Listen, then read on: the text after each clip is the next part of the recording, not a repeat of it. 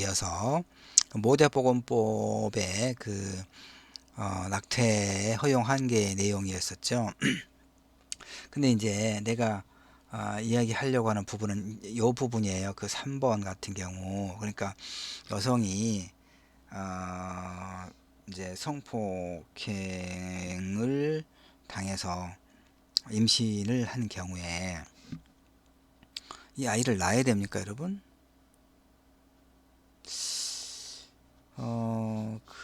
이제 모르겠어요. 실제까지는 잘 모르겠고, 뭐 이제 소설이나 뭐 드라마, 영화 같은 경우를 보면, 아니 뭐 실제도 보면 그 소위 이제 뭐 미혼모,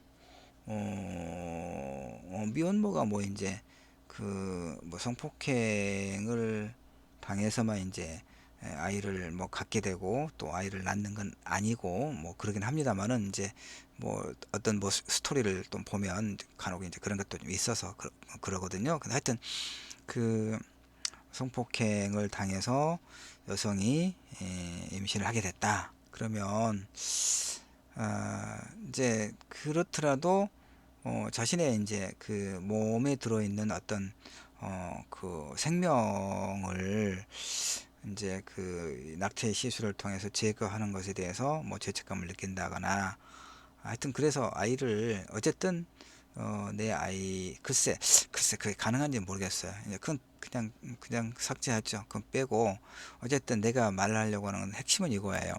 이런 성폭행을 당해서 임신을 했다. 그런데 사실 어쨌든 나 같으면 도저히 이 아이를 낳을 수는 없죠. 그건 말이 안 된다고 생각해요. 그래서 그러면 이제 이 아이를 이제 낙태 시술을 해야 되잖아요.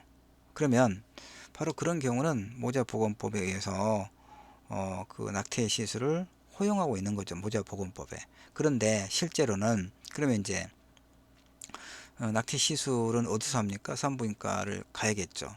산부인과에 가서 낙태 시술을 물론 지금은 사실 현실에서는 그 다 불법이죠.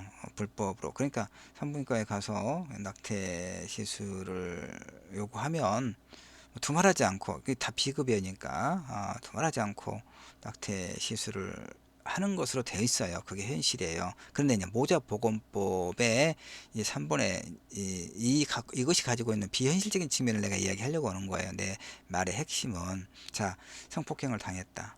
그런데 그 사실을 이제 경찰관서에 신고를 하고 그래서 그것이 이제 그 증명이 됐을 때 병원에 가서 합법적으로 이를테면 이 모자보건법에서 규정하고 있는 소위 합법적인 수단으로 낙태 시술을 받기 위해서는 내가 성폭행을 당했다는 사실을 경찰관서에 신고하고 그것이 입증이 된 다음에 그 소위 그 증명을 가지고 그 의료기관에 갔을 때 합법적으로 이 모자보건법에서 허용하는 합법적인 그런 그 낙태 시술을 받을 수 있다 이런 얘기입니다. 내 말은. 그런데 실제로 성폭행 신고 건수는 실제 일어난 사건의 10분의 1 정도밖에 되지 않는다라고 이야기하는 거죠. 왜냐하면 성폭행 당했다는 그 사실 자체가 너무나 치욕스럽고 견딜 수 없는 그런 어떤 고통이 되겠죠. 근데 그걸 또 이제 그 가족이나 주변 사람들에게 또 그 사실을 말할 수가 없는 상황이 많죠. 그러니까 임신했다는 사실 자체를 어떻게 증명하냐는 얘기죠. 성폭행을 이라고 통해서 임신했다는 것을 아까 얘기했던 것처럼 수사기관에 신고하고 인정받아야 합법적으로 낙태 시술하는데 그러니까 그런 부분을 생략하고 결국은 그러니까 모자보건법에 낙태 허용 규정이 있음에도 불구하고 합법적인 그런 규정이 있음에도 불구하고 사실은 거의 모든 경우에 이제 이 소위 비합법적인 불법적인 낙태 시술을 받는다 그 얘기를 하는 겁니다. 그러니까 결국은 내 말은 내가 그렇게 주장하고는 있지 않았지만 결국 내 개인적인 생각은 여러분은 또 어쩔지 토론도 해보고 글도 써보고 생각해 보기 바랍니다. 여러분의 문제니까요. 남학생이든 여학생이든. 나 같은 경우는 낙태죄가 폐지돼야 된다고 보는 거예요. 3번 같은 경우만 하더라도, 왜냐하면 우리 사회에 성폭행 범죄가 너무 많이 일어나고 있고, 성폭행 범죄는 필경 임신의 문제로 연결되고, 그럼 이건 낙태와 필연적으로 연결될 수밖에 없거든요. 자, 더 보도록 합시다. 하여튼 모자보건법에 이런 규정이 있다, 이런 얘기죠. 그 얘기입니다. 그런데 아까 이제 모자보건법에 이제 이런 그 소위 그 허용의 내용을 담고 있음에도 불구하고 보수층의 반발, 뭐 교회를 비롯한 종교단체를 말했죠. 보수층의 반발을 이유로 이 모자보건법에 경제적 이유에 의한 낙태는 허용하지 않는다, 이렇게 되는 거죠. 그러니까 아무리 아주 가난해서 아이를 이를테면 출산해서 키울 수 있는 여건이 되지 않는다라고 하는 경우에도 그건 놔야 된다는 얘기죠. 아니면 불법적으로 시술을 하다가 이제 혹시 발각되면 처벌을 받는다거나 이런 것이죠. 그러니까 예. 그 2차 시에서인가 1차 시에서인가 내가 이야기했던 거, 제주도에 사는 20대 초반에 젊은 여성이 아이를 낳아서 당근마켓에 뭐 20만 원을 팔겠다고 이렇게 글을 올려서 논란이 됐던 거, 이제 젊은 여성도 경찰의 이제 조사 과정에서 도저히 혼자서 아이를 키울 수 있는 그런 여건이 되지 않고 두려워서 그랬다, 아마 그런 식으로 이야기했을 거거든요. 이제 그런 경우 이제 출산을 했습니다마는, 또 사실은 나 또 사실은 좀 이해 안 되는 게 이제 젊은 여성의 그 사건과 관련해서 출산할 때까지 자신의 임신 사실을 몰랐다고 그런 진술을 했다고 내가 그 신문 기사 뉴스를 봤거든요. 글쎄요, 그건 정말 그러니까 우리가 이런 문제를 그 쉬쉬하지 할 것이 아니라 이 공론화 담론의 과정을 통해서 충분하게 논의할 필요가 있다는 얘기죠. 무엇보다도 여성의 어떤 그 몸에 대한 자기결정권이라고 하는 측면에서도 우리가 이제 출산할 때까지 내 몸에서 임신했다는 것을 내가 몰랐다는 것은, 글쎄요, 그게 하여튼 나로서는 그게 가능한가. 왜냐하면 임신을 하게 되면 이를테면 뭐 생리현상도 일정 정도 지나면 좀 이렇게 그 몸의 변화도 오는 것이고, 또 실제로도 이렇게 또 그 몸에 이제 배가 불러온다고 하죠. 이렇게 몸에 이제 반응도 있고. 그런데 한 10개월 정도 이제 몸에 태아를 이제 그 엄마 뱃속에서 자라는 것인데, 출산할 때까지 임신했던 사실을 몰랐다? 사실은 믿기지 않습니다만, 혹시 그랬다면 이제 일부 전문가들은 그럴 수 있다고 하더라고요.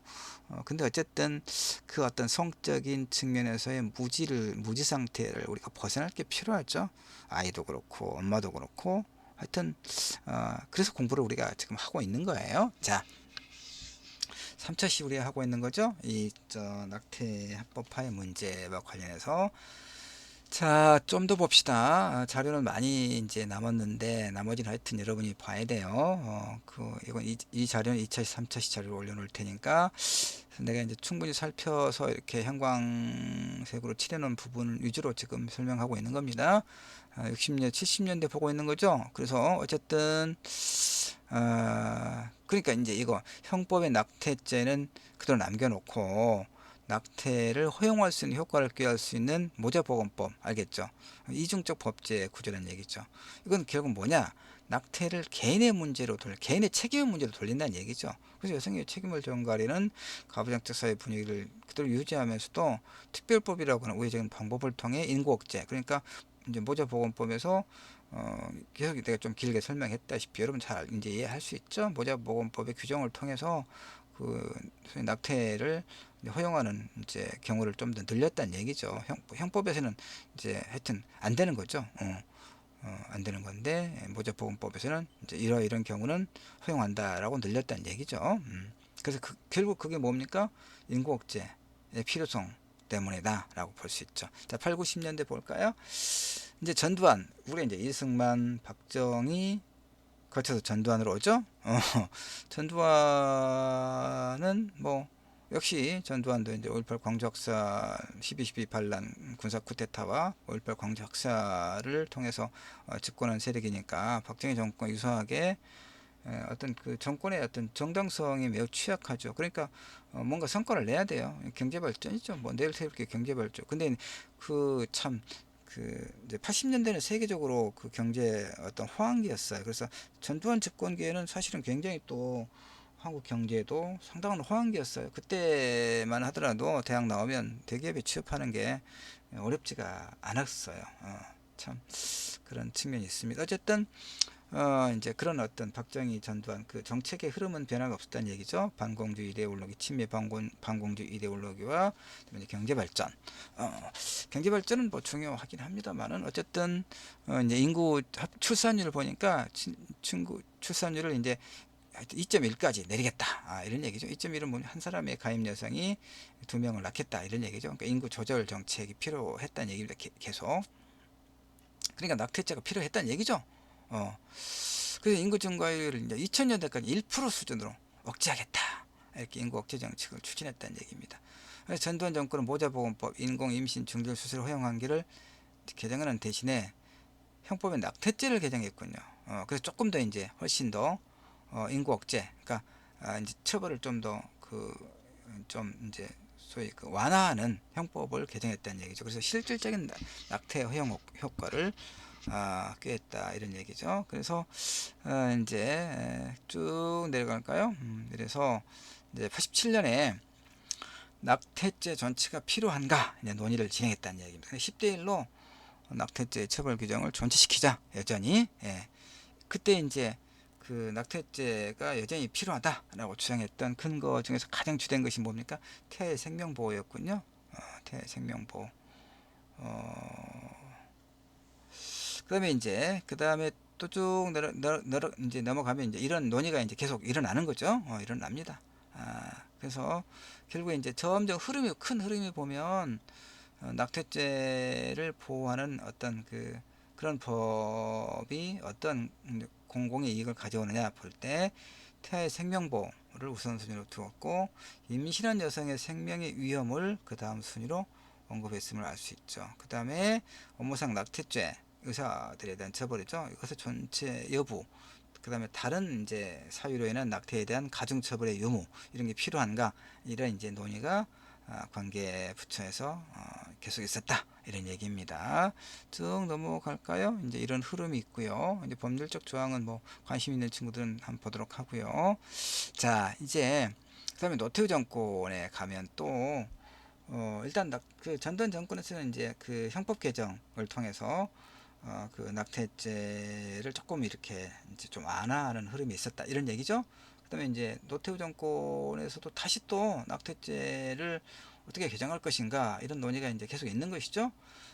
그래서 이제 보니까 낙태 허용 범위를 1992년도에 좀 더 이렇게 새롭게 추가했다는 얘기죠. 그래서 보니까 이제 이를테면 임신의 지속이 의학적 이유로 모체의 건강을 심히 해하고 있거나 해할 염려가 있다고 판단되는 경우 태아가 유전적 소질 또는 출생 전에 해로운 영향으로 인하여 건강 상태에 중대한 손상을 입고 있다거나 뭐 그런 뚜렷한 이유가 있는 경우 이런 식으로 이런 식으로 그 다음에 이제 이를테면 뭐 이런 강간, 준강간, 흉기로 위협하거나 2인 이상의 강간하는 특수강간과 14세 미만인 미성년자를 가늠한 경우, 그러니까 이제 그 모자보건법보다는 훨씬 더 되면 낙태를 허용할 수 있는 그 범주를 이제 사실은 좀 현실을 좀 반영한 거죠. 그래서 조금 더 이제 인구 조절 정책도 있긴 하지만 그러나 현실의 측면을 이제 좀 더 많이 고려한 이건 이제 꾸준하게 여성 단체를 비롯한 이런 어떤 문제 제기의 결과라고 볼 수 있죠. 사실 우리가 누리는 어떤 이제 민주주의적인 어떤 제도나 법이라든가 이런 어떤 그런 뭐 혜택이라고 할까 이런 것 우리가 혜택이 무엇인지 잘 모르죠. 그러니까 일테면 뭐 공개적으로 공개적인 장소에서 대통령이 공산주의자다라고 주장해도 법원에서 무죄 판결을 하거든요. 민주주의죠. 민주주의 국가잖아요. 박정희 정권 때는요, 유신 헌법을 비난하는 경우도 잡혀가서 처벌을 받았어요. 택시를 탔는데 그 박정희 유신 정권을 비난하는 말을 하면 택시 기사가 파출소로 차를 몰고 가서 신고를 했던, 그러면 이제 그 사람은 체포돼서 처벌을 받았던, 이게 70년대 상황입니다. 그리고 북한이 뭐 5 담당제에서 이렇게 그 5집 중에서 한 집을 그 감시를 할 수 있도록 하고, 뭐 자식의 부모를 신고하고, 뭐 이게 이제 내가 초등학교 때 배웠던 반공 교과서였거든요. 근데 70년대 박정희 시대가 바로 그런 시대였어요, 사실은. 북쪽이나 남이나 이 분단 체제를 그야말로 정권 유지의 수단으로 악용했던 게 북한이나 남한이나 다를 거 없죠. 근데 지금은 대통령을 갖다가 공산주의자라고 아주 공개적으로 이야기해도 법원에서 무죄 판결을 내리고 있습니다. 그 의견 표명의 자유다. 언론 표현의 자유다. 근데 이 자유를 어떻게 누리고 있습니까? 사실 60년, 70년대, 80년대 줄기차게 그런 어떤 그 소위 독재 체제에 맞서서 민주주의의 신장을 요구했던 그런 어떤 사람들의 희생의 결과예요. 그다음에 이제 이 소위 이제 여성이 충분하지는 않지만 여성이 자신의 어떤 그 남성과 어떤 평등한 존재라고 하는 그런 인식이 확산되고, 법과 제도의 측면에서 여성이 이제 그동안의 종래의 그 어떤 차별의 문제를 일정하게 이제 극복해 나가는 그런 과정 역시 이제 이런 여성주의자들의 어떤 선구적인 그런 어떤 운동과 노력의 결과라고 하는 것을 우리가 알 수 있습니다. 그러니까 이런 형법이라든가 모자보건법의 어떤 개정을 통해서 여성의 이제 모성성과 함께 여성의 몸에 대한 자기 결정권의 문제가 조금씩 반영되는 것 역시 이런 그 선진적인 선구적인 그런 그 여성주의자들, 물론 이제 뭐그 여성뿐만 아니겠죠. 이제 뭐 동의하는 남성도 그렇고 일부, 그래서 이런 사람들의 어떤 그 결과죠. 우리는 이제 그런 것들을 우리는 이제 후속 세대로서 그런 결과를 이제 향유하죠. 그러면서도 우리는 또 어느 시대나 그 시대가 완벽한 시대는 없어요. 그러니까 우리는 당대에 또 우리가 살아가는 데 있어서 어떤 문제, 우리가 건강하고 행복한 삶을 살기 위해서 어떤 문제가 있는가를 발견해내고 그것을 그 긍정적인 방향으로 바꿔나가는데 우리가 또 노력을 할 의무가 또 우리한테 있는 거죠. 자, 넘어갑시다. 자, 그래서 보면은 여기니까 뭐 낙태는 임신한 날로부터 24주 내에, 낙태는 임신한 날로부터 20주 내, 그러니까 뭐 이런 경우 이런처럼 경우에 말하죠. 그래서 형법의 낙태 허용 범위를 추가하는 방향으로 이렇게 논의가 진행됐다. 이제 알겠죠? 무슨 의미인지. 처음에는 모자보건법에서, 나중에는 이제 형법에서 노태우 때까지 오면요. 그 다음에 이제 이를테면 강간, 준강간으로 임신되어 낙태할 수 있는 사유를 이제 아까 봤지만 특수강간, 미성년자 간음 등으로 임신된 경우, 이렇게 강간과 추행의 죄에 규정된 성범죄로 임신된 경우, 그러니까 이제 현실을 아까 얘기했죠. 현실을 반영하고 그 낙태 허용 범위를 좀 넓혔다는 얘기예요. 법률적으로. 그다음에 이제 폭행, 협박으로 강간이 이루어진 경우, 정신장애 등 한거 불능의 상태 여성을 간음한 경우에도 특수강간과 미성년자 간음 등 낙태를 할 수 있게 인정된 성범죄의 범위가 상당히 이제 넓어진 것을 우리가 알 수 있죠.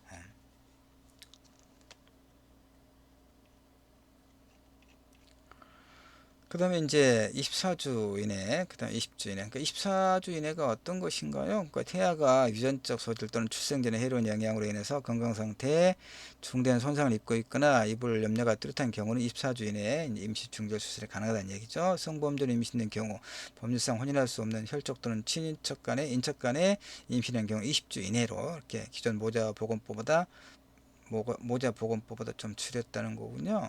그 다음에 이렇게 쭉 그 흐름이 있습니다. 근데 이제 이렇게 이제 비판해요. 그 이 연구자들은 이런 조항만 놓고 보면 이제 좀 개선된 것처럼 보이지만, 모자보건법에 있던 인공 임신 중절 수술 허용 사유를 낙태죄 안에 포함시키는 자체가 결국은 낙태를 죄로 보는 기존의 어떤 그 틀을 폐지하는 게 아니라 그 틀을 보다 견고하게 만드는 효과를 가져온다라고 이제 그 비판하고 있는 겁니다. 그러니까 형법은 이제 개정하기가 굉장히 어려운 문제가 있는 모양이에요. 상대적으로. 내용 면에서도 이제 우생학적 사유, 혈족 또는 친척 간, 인척 간 임신에 대해서 낙태 허용 주수를 좀 줄였다는 얘기죠. 이렇게 24주 이내, 20주 이내로 기존의 모자보건법보다 좀 더 줄임으로써 오히려 좀 전향적인 어떤 방향으로 나아가고 있지는 않다 이런 얘기입니다. 폐쇄성을 강화했다 이런 얘기죠. 그러면서도 일반적인 낙태에 관한 내용에서는 보다 이제 개방적인 성격을 띄었다 이런 얘기죠. 근데 이제 이런 것이 이제 당연히 또 그 종교계 큰 종교계를 중심으로 한 이제 어떤 반발이 강화되는 것이죠. 낙태 허용법이다. 이래서 이제 격렬하게 또 이제 반대를 하는 겁니다. 근데 사실은요, 좀 사실은 우스운 게 있어요. 이런 그 종교계 이런 흐름이 얼마나 모순된가 얘기 보면요. 1960년대와 70년대 종교계에서는 가족계획 사업을 지지했습니다. 가족계획의 일환이었던 낙태의 경우에 낙태된 사람의 생명과 출생한 사람의 생명은 차이가 있다. 이렇게 종교계에서는 주장했다는 얘기예요. 그래서 여호와 하나님이 흙으로 사람을 지으시고 생기를 그 코에 불어넣으시니 사람이 생명이 된지라. 이 창세기 2장 7절 부분을 태아가 뱃속에서 나와 스스로 숨을 쉴 수 있어야 한 생명으로 볼 수 있다고 해석했고, 따라서 낙태는 죄가 아니다. 그러니까 국가정책에 따라서 낙태는 죄가 아니다라고 봤던 게 60, 70년대 종교계의 입장이었다 이런 얘기죠. 그런데 그렇던 종교인들이 90년대에는 또 이제 태아의 생명권을 옹호하는 방향으로 돌아섰다 이런 얘기죠. 이것은 뭐 이제 그래서는 이제 이 배경에 대한 분석은 나중에 하겠다라고 이제 이 정도만 이야기하고 있는데 상당히 이율 비판적이다라고 볼 수 있죠. 자, 어쨌든 이제 그 낙태 반대 운동도 낙태죄를 그러니까 낙태를 좀 더 허용하려고 하는 이런 그 흐름에 이제 격렬한 반대도 있다 이 정도죠. 종교계를 중심으로. 자, 그다음에 이제 2000년대 봅시다. 문민정부를 이제 그 노태우 다음에 이제 김영삼 정부를 문민정부라고 이야기합니다.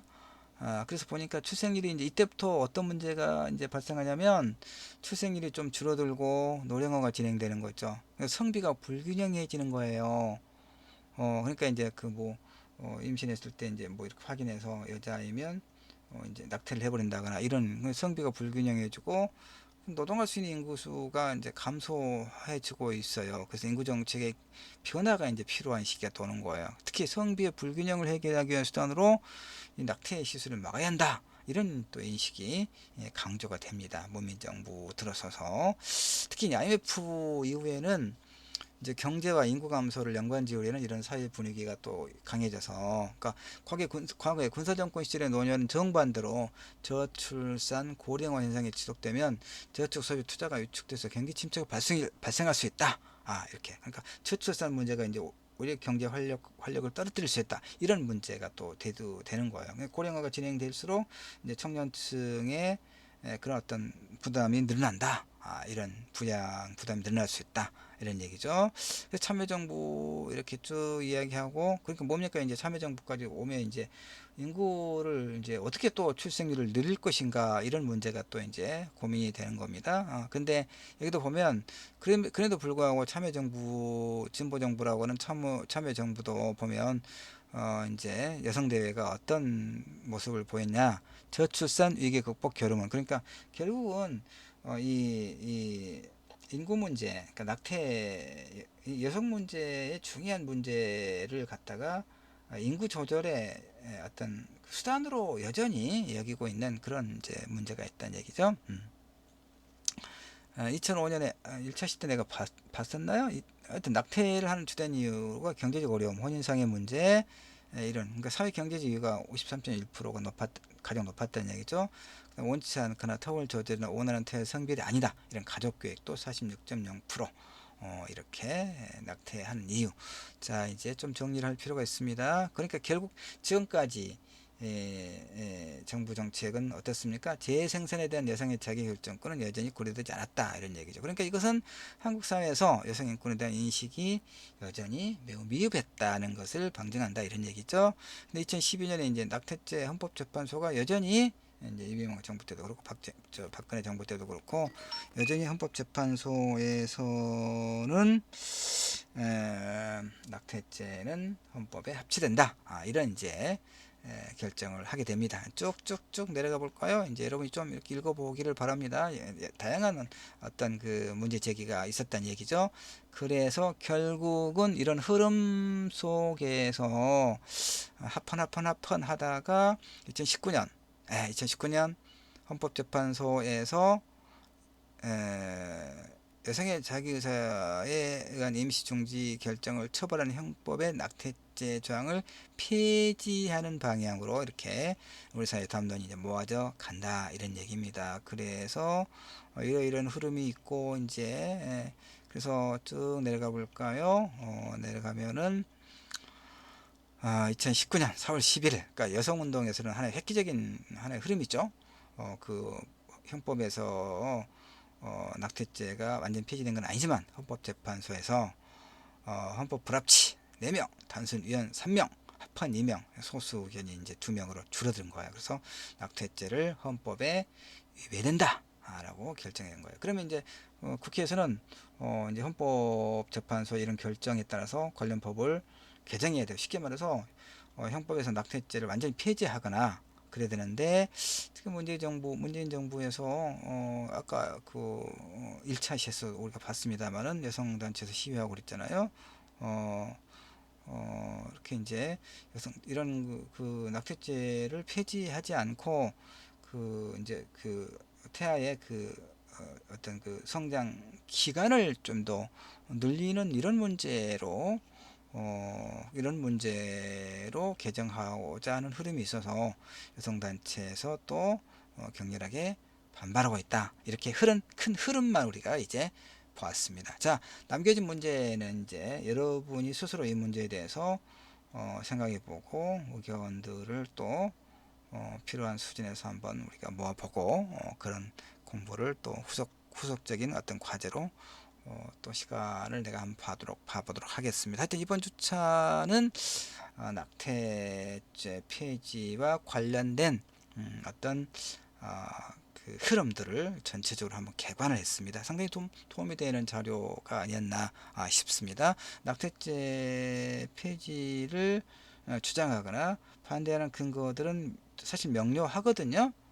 이제 그런데 그 어떤 법률적 흐름을 통해서 국가가 낙태죄를 바라보는 관점이 무엇이었는가, 그 다음에 어떤 방향으로 이 낙태죄 폐지 운동이 하나의 흐름이 형성되고 있는가, 이런 것들을 큰 맥락에서 큰 흐름에서 한번 살펴봤다는 데 의의를 두고자 합니다. 자, 여기까지 하겠습니다. 수고들 하셨습니다.